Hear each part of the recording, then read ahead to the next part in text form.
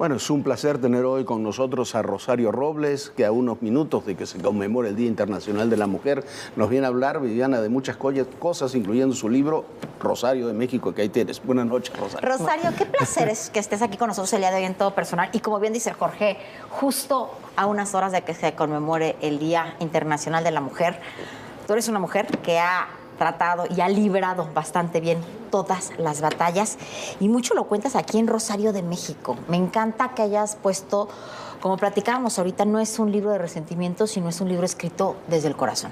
Así es, les agradezco a los dos. Para mí, bueno, saben lo que los admiro, los quiero, los estimo y me da mucho gusto estar platicando precisamente sobre este testimonio que lo escribí en primer lugar porque para mí era muy importante decir mi verdad. Mi verdad.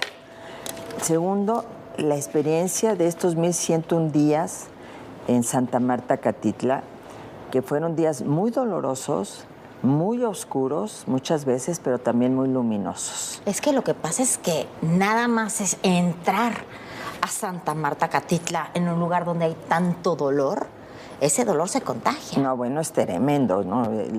Desde el primer día, pues yo simplemente no podía creer que estuviera en ese lugar y el famoso candadazo es algo que recuerdas para toda la vida. El candadazo. Pues el candadazo es a las 8 de la noche que te cierran en tu estancia y le ponen un candado. Y entonces vas oyendo clic, clic, clic, clic, clic a lo largo de todo el pasillo, a lo largo de todo el edificio. Y entonces, pues es cuando aprendes que la libertad es algo que no valoras. Es como la vida, ¿no? Es decir, no la tienes ahí, no la aprecias, ¿no? La libertad es igual, como vivimos libres, nunca piensas que la vas a perder y que la puedes perder. Entonces, cuando estás ahí, cuando estás en cuatro paredes, pues valoras enormemente lo que es la libertad y más cuando tienes que vivir toda esa experiencia por una persecución, por una venganza, porque se fabricaron pruebas, porque finalmente, y esto es lo importante y por eso decidí escribir el libro, es que después de tanto tiempo no acreditaron uno solo de los elementos que plantearon, no me encontraron un solo recurso indebido, que yo me haya tomado dinero, que tenga propiedades, que tenga cuentas en el extranjero, nada. Pero además de todo, estuviste presa en un delito que hubieras podido tener de alguna manera, pues hubieras podido llevar este proceso en libertad. Claro. Por una identificación falsa. Una licencia falsa que 4 años y medio después la Fiscalía de la Ciudad de México decide llevar a cabo un proceso diciendo que es una licencia falsa y la juez que lleva el proceso dice que es una licencia falsa. Pero mientras yo desde el primer día dije, es una licencia falsa, con esta me están justificando una prisión preventiva, no, durante todo ese tiempo esa era mi licencia. Y esto es lo terrible. Pero además es, a ver, tu prisión y tu prisión preventiva, que es uno de los casos que yo creo que amerita revisar la prisión preventiva en general. Es tu caso en particular.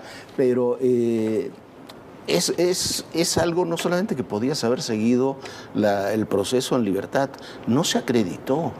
En ningún momento se acreditó. Tan no se acreditó que prácticamente se iniciaron averiguaciones sobre muchas personas. La única que detuvieron en realidad fuiste tú, mi opinión muy personal es que es una venganza política, pero a todos los demás no, ni se pudo avanzar en ese caso con ninguna de las principales personas que fueron acusadas. Así es, y casualmente, como tú dices, la única, la que decidieron que había que encarcelar fue a mí.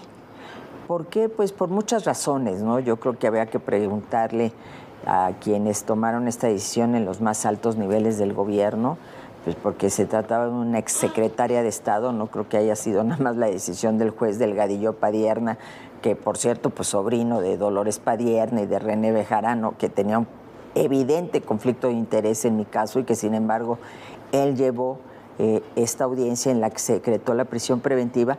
Pero tú tocas un tema muy importante que yo justamente planteo en el libro, es decir, yo lo que aprendí ahí es ¿cómo mandamos a tanta gente inocente a las cárceles? Sobre todo mujeres. Mujeres, la cantidad que además de son abandonadas, claro, por eso. criminalizadas. Volvemos a hacer, si van a llevar a juicio una banda de secuestradores y en ella está la mujer que hacía el fideo porque está sometida al marido, porque la están amenazando con los hijos, es la líder de la banda, ¿no? Ellas son las líderes de la banda.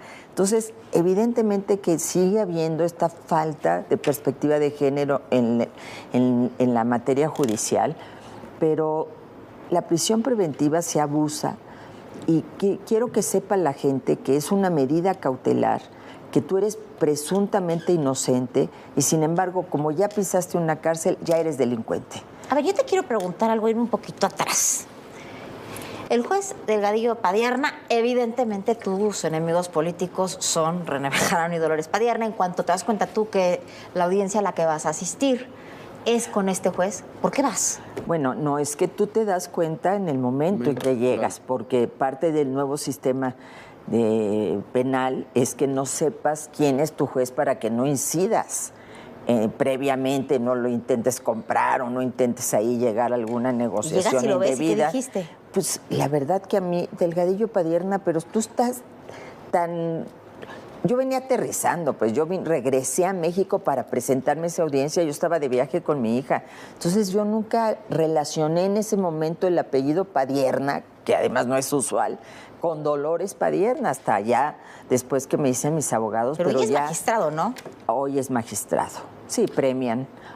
Jueces de consigna son premiados, lamentablemente, en nuestro sistema. Oye, yo quería regresar un poco al otro tema.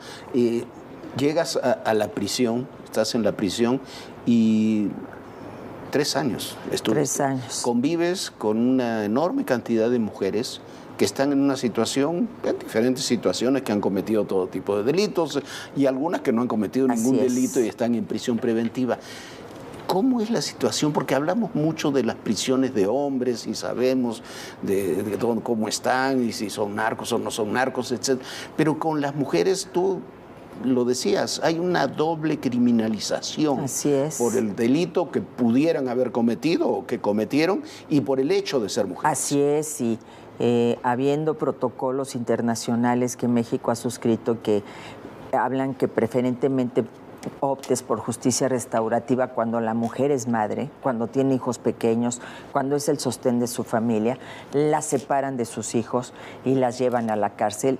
Las tienen, a las mujeres en prisión preventiva están encerradas 23 de las 24 horas del día, 15 a 20 mujeres en estancias de 4 metros cuadrados, sin agua. Y estamos hablando que ni siquiera se han declarado culpables. No, exactamente, no, son inocentes, claro. Son inocentes. Claro. Y sin embargo, estás encerrada 23 de las 24 horas del día, no tienes agua porque solo hay tandeo en la mañana y en la noche, estás en medio de cucarachas y de chinches, y en esas condiciones viven mujeres que son inocentes, que no han sido declaradas culpables.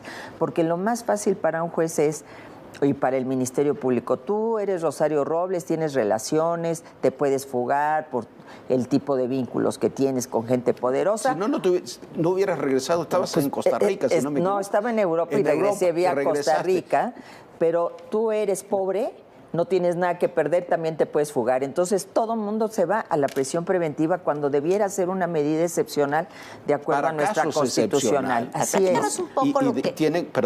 Y tienes, además, se insistió, el ministro Saldívar insistió mucho en eso, se ha hablado mucho de eso, pero no se aplica, que es juzgar con perspectiva de género. Hay hasta un protocolo de la Corte, hay jurisprudencia de la Corte, y entonces cuando yo empiezo a convivir con estas mujeres, es para decirles que sus abogados utilicen este protocolo. Yo les escribía lo que ellas tenían que decir al final de la audiencia: soy madre, tengo hijos de tales edades. Aprendí además en esta convivencia las tragedias personales y que somos muy dados a juzgar sin entender los entornos en los que crece cada persona y el por qué está en un momento determinado ahí. Porque no hay una visión antropológica, no hay una cuestión psicológica, no, simplemente es tú eres culpable y punto. Pero cuando una chava me dijo con toda su crudeza, yo nací en una familia de secuestradores, pues te quedas frío porque es como si te dijeran, nací en la familia de doctores, de arquitectos, de abogados. Entonces, realmente no estamos pensando en una visión alternativa, que no sea punitiva, esta idea del castigo, ¿no? De te tengo que destruir el alma. Un psicólogo para 1,400 mujeres, y como yo lo he dicho, no hay nadie que no esté en la cárcel, incluida Rosario Robles, que no piense en un momento en el suicidio. Claro. ¿Por qué? Porque quieres terminar con ese dolor. Sí, pero tú tienes una estructura, y yo tenía una hija que estaba dando afuera una pelea gigantesca, una batalla por la inocencia de su madre, entonces yo no podía fallarle a mi hija Mariana, pero intentos de suicidio, pues bueno, acaba de haber en una de las cárceles del país, ¿no? Cuántas mujeres se suicidaron en Morelos, y porque a chicas de 18 años, 19 años les recetan sentencias de 50 años. En un país donde decimos que no hay cadena perpetua, pues ¿cómo le llamamos a eso? Entonces, no hay una auténtica reinserción social. Y yo aprendí que ayudando a estas mujeres, o sea, me daba de topes en la pared, pero cuando entendí que por algo estaba ahí y para algo podía servir y servirles y ayudarlas y ayudarme con ellas, en el sentido de apoyarme, empecé a vivir los días de manera diferente. ¿Cuánto tiempo pasó de una Rosario Robles que imagino que te meten a la cárcel, que caes en depresión profunda, además de todo te sientes traicionada por muchísima gente, dices, ¿cómo es posible que esto me esté pasando a mí? Que dices, ¿sabes qué? Voy a tratar de transformar esto en algo positivo, y así estoy aquí, aprovechar el momento para ayudar a tantas mujeres. Pasaron como 4 o 5 meses, porque a mí primero me tenían en un área de ingreso, como que separada, digo, con algunas, pero separada del resto de la población. Pero cuando llega la pandemia, como ahí llegaban las chavas que estaban en sus 72 horas y que las dan prisión durante ese tiempo y llegaban todas contagiadas, pues rapidísimo nos quitaron de ahí y nos mandaron al área de población. Y ahí es cuando empiezo, las mujeres me veían como si fuera la Rosario Robles poderosa, me veían ahí adentro, la que les podía ayudar, las que les podía resolver. Luego, pues la licenciada, no entendían que era en economía y no en derecho, entonces, oiga, mi caso, y etcétera, ¿no? Y empiezo a ver que podemos hacer cosas, tomamos casos pro bono. Durante 2 años que estuvo la pandemia no nos hicieron mastografías, colposcopías. En una audiencia yo le dije esto al juez. Al día siguiente me mandan llamar para mandarme a hacer mi mastografía y mi colposcopía, y le dije, no, yo pedí 1,400, no pedí una. Entonces luego llegaron los carritos por fin, y entonces yo los inauguré como si fuera, como los inauguraba. Como cuando estabas en desarrollo social. Sí, y después vi que el poder no es nada más que tengas un puesto, sino la capacidad de transformar situaciones, y logramos que fuera el ministro Saldívar. Y a propósito del 8 de marzo, justamente fue un 8 de marzo que le escribimos la carta. 600 y que mujeres. Sirvió para reafirmar el tema de justicia con perspectiva de género. Así es, y el abuso de la prisión preventiva. Y yo creo que fue un momento histórico porque el ministro se dio cuenta del enorme dolor, de la injusticia de mujeres con 18 años sin sentencia, de 18 años sin sentencia. Yo les decía, ya lo que hayas hecho, ya lo cumpliste, ya declárate culpable, claro. Ya vete de aquí. Mujeres ya grandes que no se quieren ir de la cárcel cuando ya cumplieron sus sentencias, porque es su única vida. No tienen a nadie. Ya no tienen nada. Entonces son situaciones muy dolorosas. A ver, no, se nos acaba el tiempo. Hay 2 frases que a mí me gustan mucho y que se contraponen. Dice Borges, yo no hablo de venganzas ni perdones, el olvido es la única venganza y el único perdón, me encanta. Pero dice Milán Kundera, la historia es la lucha de la memoria contra el olvido. ¿Con cuál te quedas? Con la de Mandela. Con la de Mandela, que no puedo salir ni con rencor ni con venganza, porque si no me quedaría atrapada en esas 4 paredes. Pero con memoria. Pero con memoria. Lo del olvido, ni no venganza olvidas. Ni perdonas, lo del olvido funciona en términos personales. Sí, pero en términos de historia hay que tener memoria. Aquí está escrito, ¿no? Así es, escrito. Aquí está escrito. Pues yo de verdad sí les recomiendo leer Rosario de México, me gustó muchísimo, lo leí, bueno, conociéndote además de todo, y me ha tocado verte en las más altas, bajas, has vuelto a resurgir. otra vez bajaste y otra vez estás volando, amiga. Pues a ver, en 30 segundos, ¿qué viene para Rosario Robles? 30 pues segundos abuela, tenemos. Estoy siendo abuela, sí, bueno, estoy eso, disfrutando además, la abuelez. De disfrutar, ¿qué es? ¿Nieto, qué es? Nieto, Mateo. Nieto, Mateo. Pero además tú está de abuela casi a tiempo completo. Perfecto. Porque su hija Mariana está de candidata. Está de campaña y entonces pues ahora me toca, porque Mariana ahora sí creo que le corresponde estar en la primera línea de la batalla después de toda la lucha que dio por mí. Trasvasamiento generacional. Pero desde luego que yo pues apoyo el proyecto de la alianza opositora porque quiero rescatar a México, quiero un México sin miedo. Muchísimas gracias, Rosario. Gracias. Muchas gracias. Felicidades por el libro. Pues muchas gracias. Ya se nos acabó rapidísimo el tiempo. Muchísimas gracias y recuerde, en el poder y en la política todo, pero absolutamente todo es personal. Gracias.